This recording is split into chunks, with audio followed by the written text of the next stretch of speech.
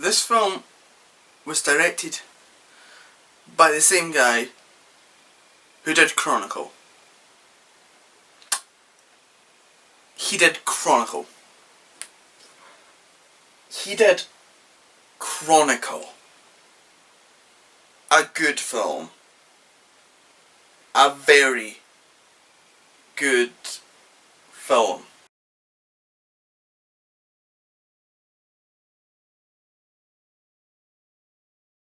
Fant4stic Four stars Miles Teller, Kate Mara, Michael B. Jordan and Jamie Bell, and is directed by, as said, Josh Trank, who directed Chronicle. That's going to become like the 9th wonder of the modern world. I don't even know how many modern world wonders there are. Anyway, let's move on from that. That's irrelevant because Fant4stic Four. Yeah. Oh god. So guys, I'm just gonna say it right now. This film is terrible. Just stop. If you're planning on booking for this film, or say you've got a night out tonight or whenever, I don't know when you're planning on seeing this, just stop. Nope. If you've got your finger on that mouse ready to click the booking button, which I know some people do listen to me in the background instead of just watching me, do not click it. This film is dreadful. Oh my god. How? This is the amazing part. It's done by the guy who done Chronicle. Chronicle, if you don't know, is one of my favourite films. I was sceptical when the teaser for this film came out. Yeah. I was like, it seemed rather dark. I don't like the tone, but it could be good. And then the second trailer came out, I was sold on this film. I was like, this film is going to be amazing.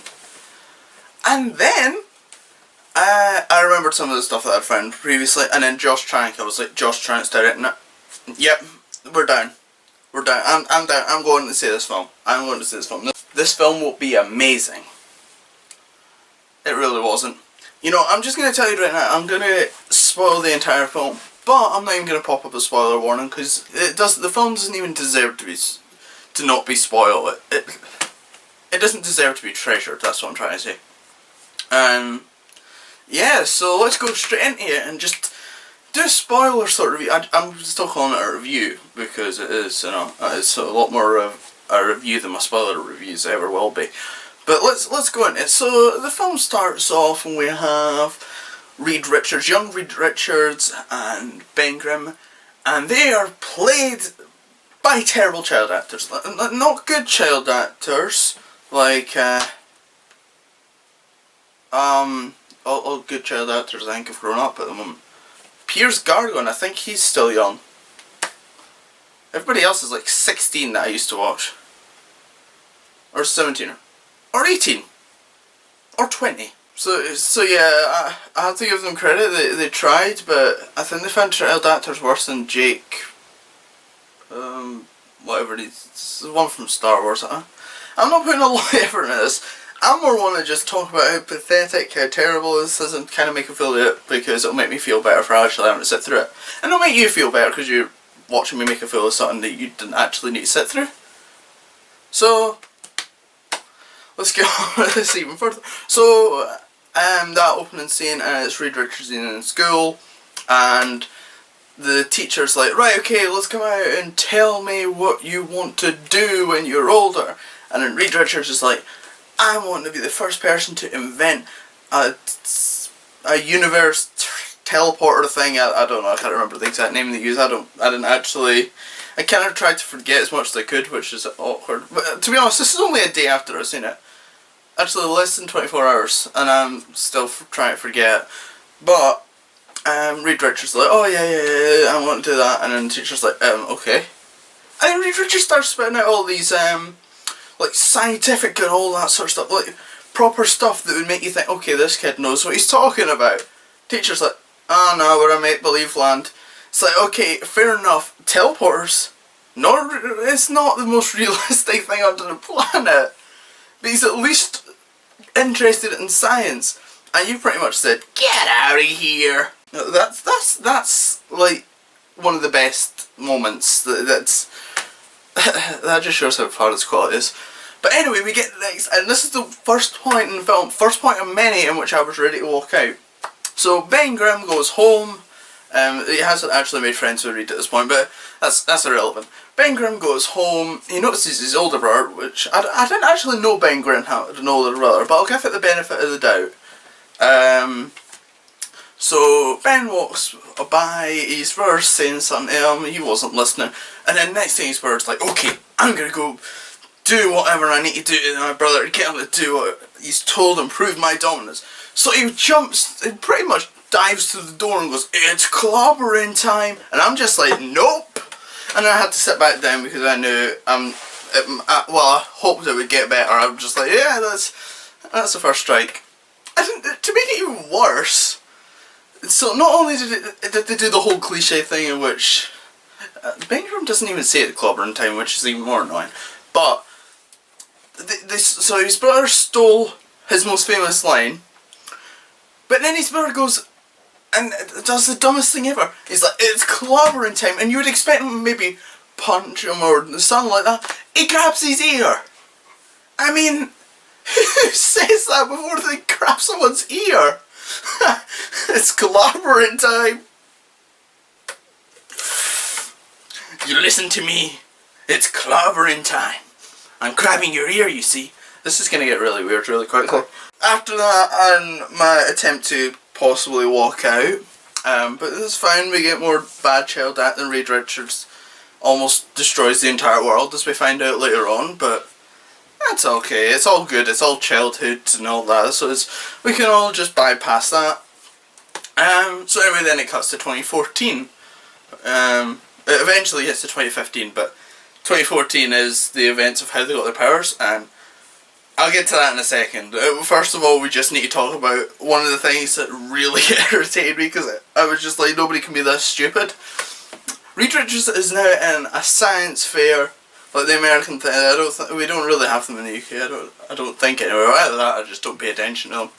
But I was like, okay, right, it's working. Maybe the teachers will notice like his potential, and that's how he gets into the Baxter Building and stuff like that. No! They have to portray Reed as some sort of casting for some reason. So Reed decides, right, okay, and Reed decides, okay, we'll do the teleport thing, we've created a working model. Ben forgets the car, right? Ben forgets the car to transport, so Reed nicks a plastic plane from this kid. Which, okay, I can deal with that. Reed's maybe a bit socially awkward, I guess. That's fine. So he pops it in the teleporter zaps it away. Then Ben maybe messes up slightly, and he tries to bring it back. It doesn't come back instantly, but then it comes back and it's slightly damaged and all that sort of stuff. And then the science teachers turn around to him and say, "Oh, no, I'm sorry, you're disqualified. We don't like magic tricks." What? First off, right, you can clearly see that there's like this huge magnetic field and everything that they've created. They have literally used science to create something like this. This is not magic. It's not as if it just disappeared within a split second, or maybe it went through one of these little tubes. It literally went poof, and then it comes back and it's all covered in dust and something. And I really doubt if the school is that dusty, or dirty, or full of rocks, and I can't deal with this already. So yeah, but no, apparently it's a magic trick, because how else can you damage a plane and all that sort of stuff, and even prove it? Because Ben forgot a car, so he takes someone else's, and it does it the same trick. Not a lot of magicians can do that. Not a lot of magicians, in fact, no magicians can create a fields, energy, and pop a plane and surround a plastic. No, right. Well, let's just move on, okay? Because I could rant about that bit all day, but that's a small problem. So anyway, Reed goes into the Baxter building. It's Sue Storm and Joy Storm's father. They find him at the science fair, and they're just like, right, okay, you can come with us to the Baxter building. Nobody questioned it. It's all good. I don't even think Reed's parents questioned it, which was weird. But anyway, they must have just skipped that scene. They were just like, yeah, we don't need it. We know that Reed's parents will approve. So anyway, yeah, Reed's parents don't actually pay any attention to him. You can understand Ben's, because they don't seem like the nicest parents, or not the nicest family. But Reed's parents seemed relatively nice. They just didn't understand what he was doing. No picking him apart. Right, okay. Anyway, so Reed invents it, and the little teleport that you see in the trailers, and fair enough, it's alright. It's okay. It's pretty boring. There's some stupid bits. There's a bit with Johnny Storm. Some terrible acting off his dad. Some pretty terrible dialogue. Some really awkward moments. Awkward foreshadowing. Yeah. Oh, Doom. Doom's introduction. Oh my god, where do I begin with that? After we finished with this, we're going into one of the big moments that I almost walked out of. I literally, at this point though, was like, in my head, I was like, that is Doom. No, not like, oh my god, that is totally Doom. It is like, oh my god, that is who they've got to play Doom. So let me just set up the scene. Now, Sue Storm and that's father, I think he's called Franklin Storm or something. Anyway, he walks in to Doom's little basement, I guess. I don't know. He's like in some sort of room, and it's dark. I guess because Doom's dark. I don't know. Anyway, so we cut to Doom, and Doom has this little eyepiece in for like Google Glass or something, and I swear he's playing World of Warcraft. You heard me right. Doom, the guy who pretty much takes over the planet in like 50 different comics, is playing World of Warcraft with an eyepiece. Oh, but no, don't worry, this eyepiece does a lot more than just play World of Warcraft. It also opens blinds and doors. Why would... And he has this weird beard and everything. He looks like some homeless guy. How did this... I don't know. It's just so bad, that one. Fair enough, like, thankfully he does get rid of the whole uniform thing that he was doing. I don't know.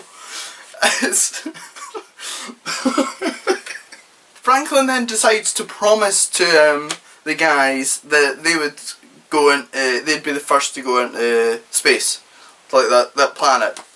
Which, first of all, that's stupid. Second of all, no, just no. So anyway, they invent, they do all that sort of stuff, they demonstrate, and then the guys are like, yes, we will send NASA astronauts to this planet. What? They send trained astronauts into the planet? They want to do that? Why don't they send the scientists that invented the machine? I'm being sarcastic here. So anyway, so they're shocked about that. Franklin Storm's like, yeah. And here's the thing, they could have easily corrected this moment, right? They could have maybe explained, like, they knew the planet, they were studying, like, the material and stuff like that was coming back, so they knew the planet better than anyone else. No, that's not how they go and get their powers. Reed's a lightweight. Doom has drink, and Reed gets super drunk and decides, let's all go into the teleporter and I don't know, we'll all maybe go and get a little flag and we'll pop it down and we'll be the first people on there, despite the fact that nobody will actually see us. What? So anyway, they do that, and I literally wanted to walk out at that point. I was just like, that is how they get their powers. They are drunk. They walk in, and even Johnny Storm knows. He's like standing and like Reed and Reed invites Ben for some reason. Reed's just like, yeah, Ben, come on along. We'll go and we'll be the first people on the planet. Why? I've no idea how they would get Ben in, to be fair, but that's ridiculous. He's just like, Ben, buddy, let's go to space. And yeah, you'll be like, it'll be like in Rocky. It doesn't actually say it as bad as that, but yeah. Oh my god. So anyway, they go in, and I'm sitting there and I'm like, why? But then it gets better, because Johnny Storm, the person who should probably be the one that's running forward into danger, like not thinking about it, he's like, oh no, I'll stay up here, guys, this doesn't seem like a good idea. Whereas Mr. Fantastic, good old Reed Richards, is like, nah, I'm going down, and so's my buddy Ben, and Doom's coming with me, because we're going to explore. Oh, did I mention that they tried to stick before this bit, they tried to stick a flag into the ground, and it caused a bit of trouble. It literally, like, there's a bit in which there's like green liquid and stuff like that, it comes out of the rock, and they're just like, now let's go down and investigate the green stuff.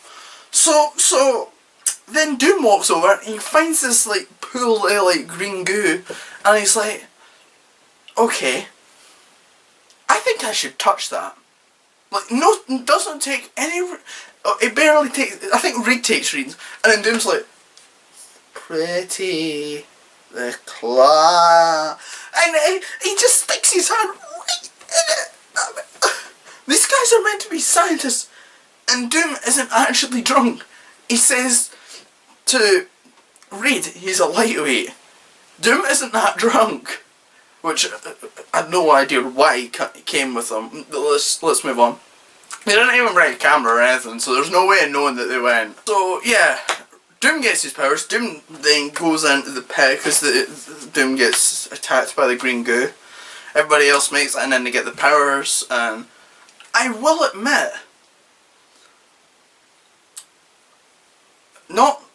Johnny Storm's is pretty brutal how he gets his powers. He's pretty much burned to death. That I will admit is pretty brutal, and I kind of liked it, but I kind of didn't. I was like, it's quite cool, but I don't know if Fantastic Four should maybe be that dark at that point. Fair enough, they can go dark when they're like fully like with all the other Marvel characters, but Fantastic Four on their own I don't think should be that dark. Thankfully it was only one bit, and yeah. Oh yeah, Sue tries to save them, and she gets zapped by the thing. Sue never actually went with them, so Sue has to bring back the teleporter and everything, set back the teleport, and then boom, they're all got their powers. Yeah, that was how they got their powers. And yeah, they wake up, they're all in this government facility, which could be quite interesting. So what does Reed do? Reed learns his powers within a multiple second, really, and he escapes. He escapes a government facility that's not guarded at all. And then it does the best thing ever. It cuts to black and goes 1 year later. So, and there we go. It's like, we have created soldiers. Ben Grimm, and you see the Thing smashing up tanks and everything like that. And then you see Invisible Woman training, you see Human Torch flying around. By the way, Human Torch looks dreadful. But 1 year later, allow me to just explain this for those of you that haven't grasped onto this. They've cut out the most interesting part. Them learning to use the powers. Like, none of them have actually done that very well. None of the Fantastic Four done it. The first one, it was like a family sitcom. As much as I loved the original Fantastic Four, because I grew up with them and all that sort of stuff, I think that's the main reason why I love them so much. But it was like a family sitcom. They didn't really learn to use their powers. They learned to use them within seconds. No, Fantastic Four, or Fant4stic Four, because, yeah, I'm calling it that from the very first trailer because it's stupid and I'm annoyed by it. So I have to make a fully even with the name.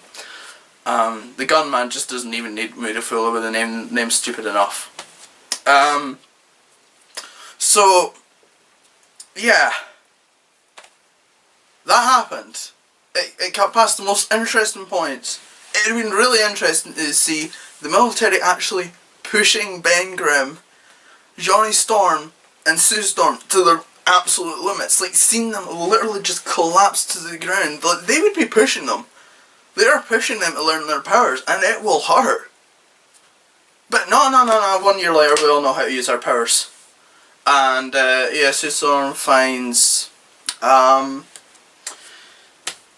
Reed by hacking, like, they get Sue Storm's help. Johnny Storm wants to join the army, because he has fire powers, and yeah, he's like, I'll join the army like Ben, but Ben doesn't actually want to join the army. The reason why Ben's like that is he's like, right, okay, I'm getting, this is my way of getting cured, and they don't tackle that at all. One of the main parts of Ben Grimm's character is that he is horribly disformed. It's like the Elephant Man, except the Elephant Man's super strong.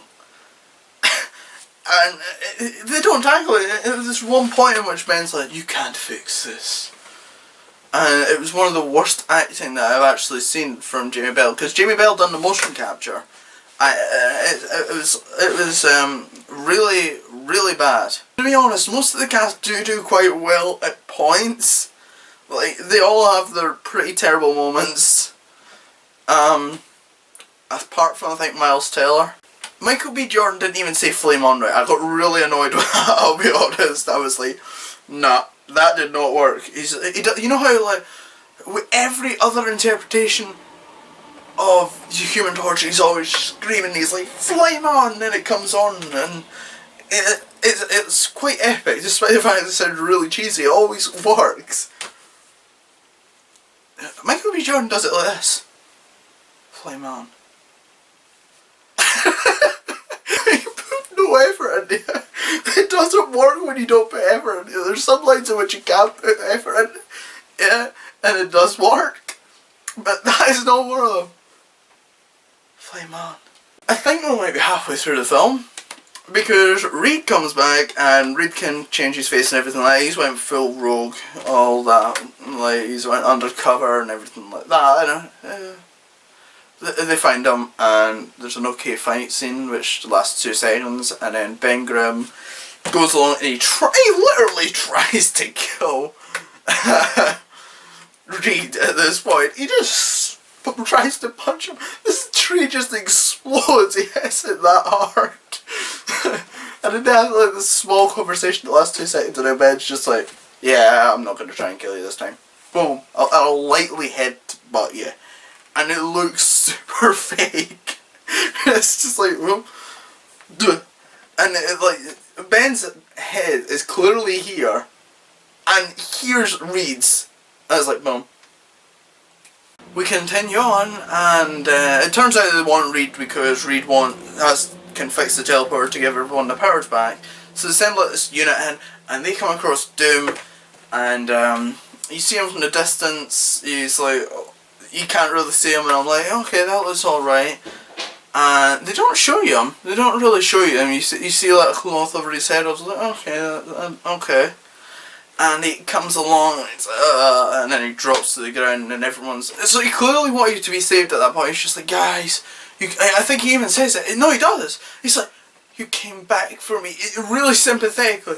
Then they bring him in, and put him down, and then all of a sudden, Doom's like, I haven't even spoken about it. Let's just speak about Doom for a second, and how bad he looks. I swear to God, as soon as I saw him, I literally turned around to the person sitting next to me, which was one of my friends, and I said, That's Doom. In the middle of the cinema, okay? I never speak in the cinema. I hate folk who speak in the cinema. And I turned around and went, that's Doom. He looks worse than one of the 1970s Doctor Who villains. Like the androids from Doctor Who, the 1970s. He looks worse than that. This is a big budget film. And they make, like... he looks so weird. It's horrible. It's like... No, it's not like horrible as if like, oh, it's unsettling. It's something you would find in a horror film. It looks horrible. It looks like something out. I don't know. It's like the worst thing I could ever imagine Doom looking like. Honestly, I swear, if Doom was wearing a plastic bin bag over his head, he would look better. In fact, you know what? Actually, I'm not actually going to say anything right now. Right? I'm just going to let you see it. I'm going to give you 7 seconds just staring at it in complete silence, and you can just, yeah.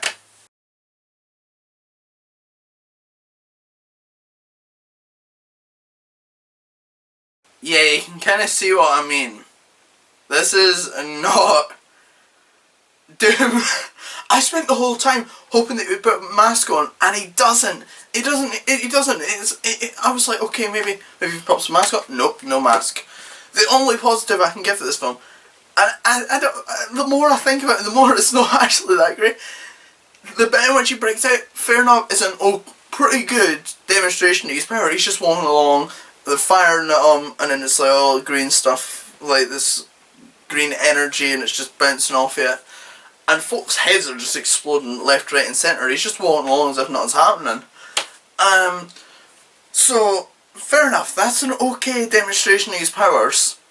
In fact, I'll tell a lie, it's a pretty good demonstration of his powers. But then, it becomes okay when you realise that Doom looks absolutely stupid walking along there. And he looks like a Doctor Who villain.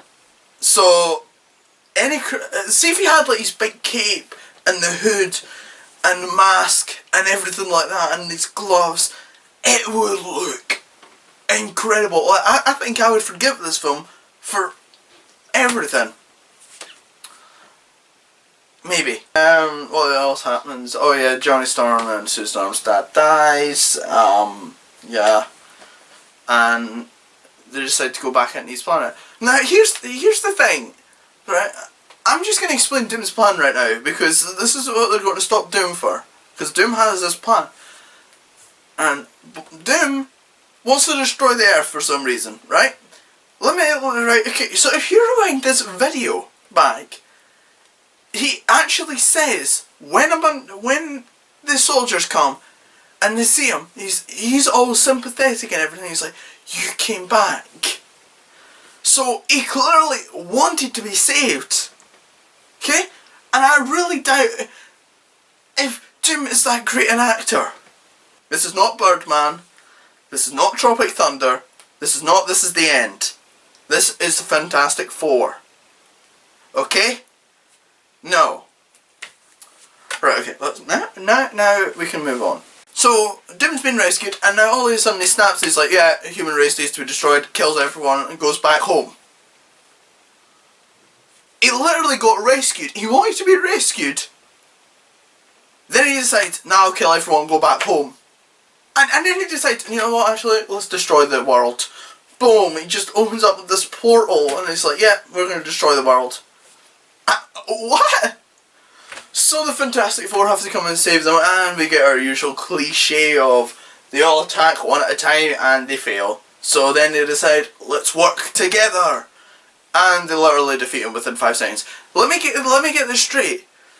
Let me just explain this to you, how quickly this battle is over. Iron Man 2. Very end Iron Man 2, big suit comes out, gone within seconds. I think this fight is faster. You heard me right. I think they resolved this fight faster than Iron Man 2. How? Fair enough, I did want Doom to go. I was just like, Doom, you look stupid, get the fuck out of here. And he died almost instantly. And I was like, I really did not mean that quickly. I meant, give us a fight, and then go. Just never return. Never return. Just leave me alone. That battle's over with. And yeah, Sue Storm flies the thing, and Mr. Fantastic, and a little ball thing that she creates, which I don't know if she does that in the comics, but I know she can fly herself. But it looks stupid. I'm just going to say that right now. Some things that are in comics are better off staying in comics. That looks stupid. She's in a ball with two other heroes. And it looks stupid. They're not even heroes. They're less heroes than the Fantastic Four. The Fantastic Four, in the original, defeat Doom. It's a big epic battle with science and stuff like that. This one is over within seconds. They're just like, aye, we can defeat him. Together!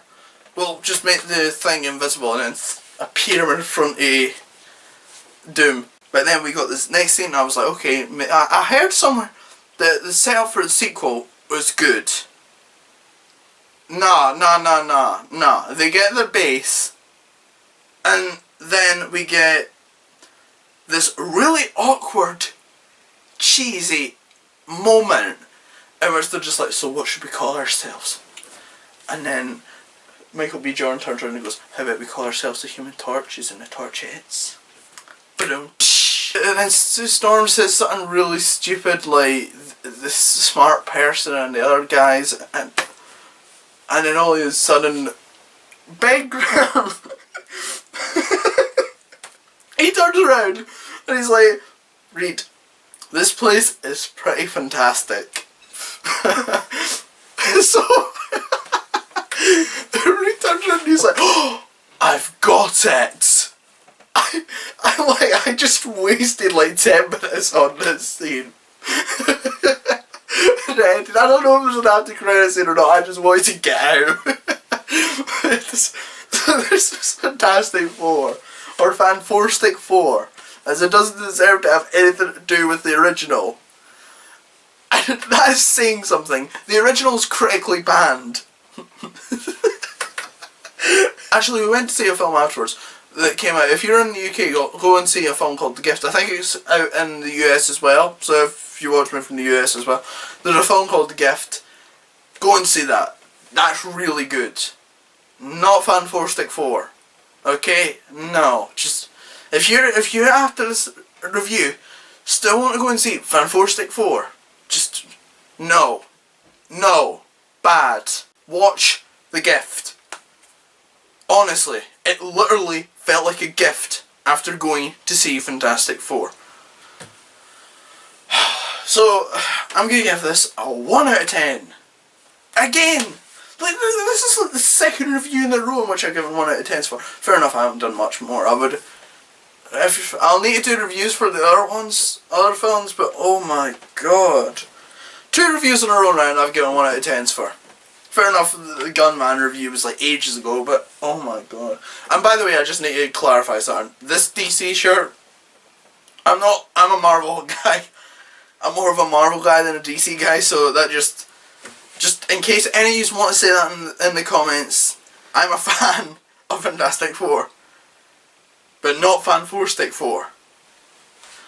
So, you know I'm giving it a 1 out of 10. Stuff that's coming out in the channel, I know I've been doing a lot of gameplays, I just haven't had much time. I've been working on a lot this summer. Summer's always hectic for me, it's always crazy. Last year I don't think I uploaded anything. It is ridiculous how crazy summer is for me. I'll also have a Blu-ray collection video up sometime, because if you've noticed I've got a lot of new Blu-rays, and this, I think I need to have another pile. Also I have a Facebook page, so you can link that. I don't know whether I'll pop it in the description or not, because I haven't been for some reason. I think I'm meaning to pop it in the description, like the common description, but I've never really had the chance, and I haven't really been posting on Facebook that much. I'm still getting used to it, but I'm used to it, but I'm like still trying to go flicking from my actual Facebook page, like my profile and everything like that, to the Planes, Games and Filmobiles Facebook page, and I've still got the Watch the Films Facebook page, which is staring at me all the time, and I'm like, please, no, but I don't want to delete you, because it's like my legacy. That's stupid, but just go with it. Next, the gameplay will be Batman Arkham Episode 2 or Part 2, and then it'll do another standalone. After I popped up the Batman Arkham Part 2, I will do the whole poll on my Facebook page, because there are standalone games and you vote. So, bunch of quick reviews, they'll be coming at some point. I don't know why I pointed to Alien Isolation, I just got that recently as well. But yeah, bunch of quick reviews, I'll do them at some point, probably in a couple of weeks. Like, I'm still busy, I'm working on stuff that I want to, like, working on stuff that I want to get done this holiday, and I really doubt if I'm going to get it done. So yeah, it's quite crazy. Yeah, I haven't had much free time. This video probably won't be edited that much, so I'm sorry about the runtime, and it's probably because I'm rambling on at the moment. As always, remember to like and subscribe, and I feel like asking you a question. What is the worst adaptation, remake, reboot, sequel you've ever seen? Because Fant4stic Four and Ghost Rider Spirit of Vengeance, which I don't know whether that's a remake or a sequel, are they are literally tied. No, that's not a good level for Fant4stic Four. Fant4stic Four should have been better. Josh Trank. You know, I was actually wanting him to direct a film. I wanted him to go on. I was like, you know what, I heard there might be a Kick-Ass 3. How about Josh Trank, you direct it? Well, I never said that to him, obviously, because I don't have power over Kick-Ass 3 or anything like that, but I said to my friend, I'm like, Josh Trank could be a brilliant director for Kick-Ass 3. Might be a bit more psychological, but he could be brilliant. No, he's not touching Kick-Ass now. Nah, you're staying away. You're staying away, Josh Trank. I've lost all faith. You need to redeem yourself. If anyone on Fant4stic Four production team or anyone that had anything to do with this film, shame on you, and get Josh Trank told he needs to make a better film. I don't know why anyone behind this production would be watching it, but not happy. See ya.